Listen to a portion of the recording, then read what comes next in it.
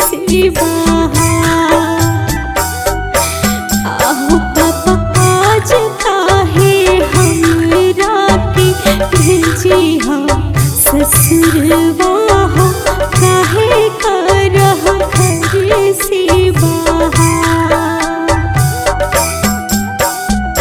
नाही तो हर कवनो गलतिया गे बेटी गे, नाही कसुरवा तोहार।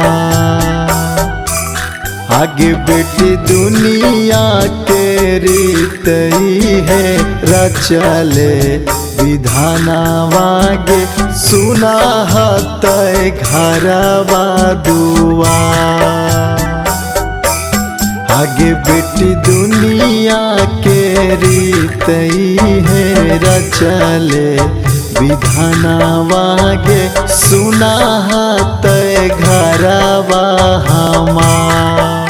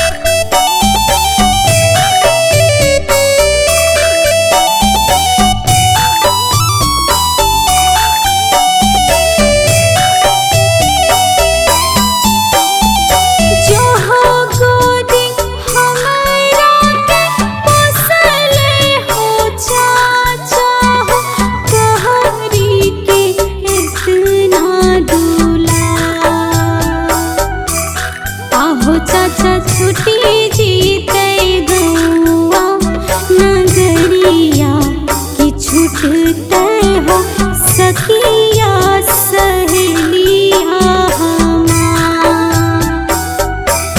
आहो चाचा छुट्टी जीते गौआ नगरिया की छूटते हो सखिया सहेलिया चुपे रहा बेटी गे पोछिले नयनवा गे, गिरे लो रे अखिया के धार। आगे बेटी सुनी तो हर बतिया गे, फाट मोर छतिया गे, के करब दूला।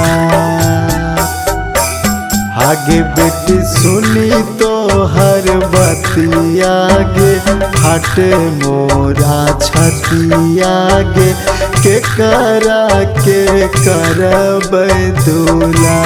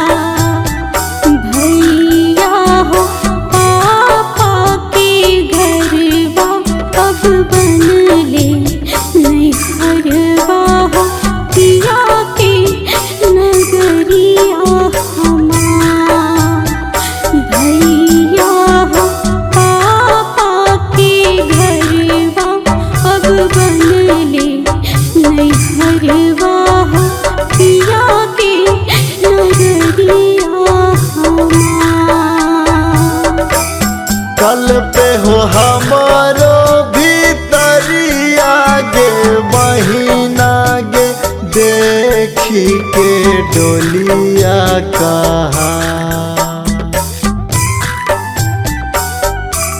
बहिना गे चली रे जैबी आज तू होते भीनू सारावा गे सुना लगते घरवा हमार बहिना गे चली रे जैबी आज तू होते भीनू सारावा गे सुना लगते घरवा हमार।